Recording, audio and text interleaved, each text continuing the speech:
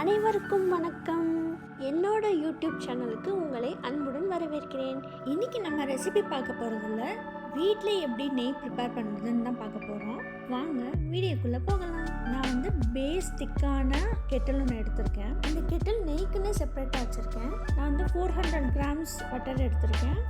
அடுப்பை மீடியம் ஃப்ளேமில் வச்சு நம்ம இப்போ பட்டரை மெல்ட் பண்ணலாம்.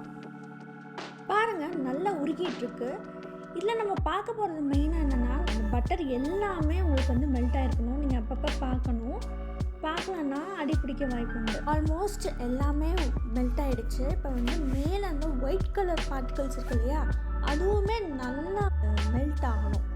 ஸோ எந்த ஒரு திறமையாக எதுவுமே இருக்கக்கூடாது. இப்போ அடுப்பை சிம்மில் வச்சுக்கலாம். இந்த ஸ்டேஜில் எல்லாமே மெல்ட் ஆனதுக்கப்புறம் உங்களுக்கு நெய் பொங்கி வரும்.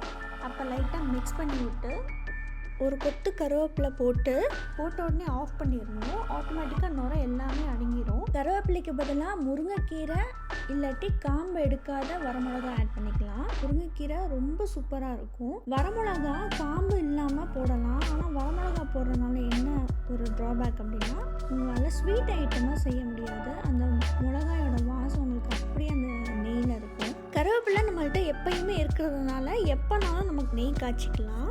இப்போ பார்த்தீங்கன்னா அடியில் ஃபுல்லாக செட்டிலாக இருக்கும், மேலே கிறிஸ்டல் கிளியராக இருக்கும். இப்போ நம்ம வடிகட்டிக்கலாம். இப்போ ஃபில்டர் ஆகாத கீழே செட்டில் ஆகிருக்கு இல்லையா, அதை நம்ம வேஸ்ட் பண்ணாமல் சுட சுட சாதத்தில் செட்டில் ஆகிருக்கிற நெய்யில் மிக்ஸ் பண்ணி கொஞ்சமாக சால்ட் போட்டு பொட்டேட்டோ ஃப்ரையோடு சாப்பிட்றப்ப ரொம்ப சூப்பராக இருக்கும். அதையும் நீங்கள் ட்ரை பண்ணி பாருங்கள். பார்த்தீங்களா, நுரையெல்லாம் போய் ரொம்ப கிளியராக இருக்குது. 5 hours ஆச்சு. எப்படி இருக்குன்னு பார்த்தீங்களா, திக்காகி சூப்பராக இறுகி இருக்குது.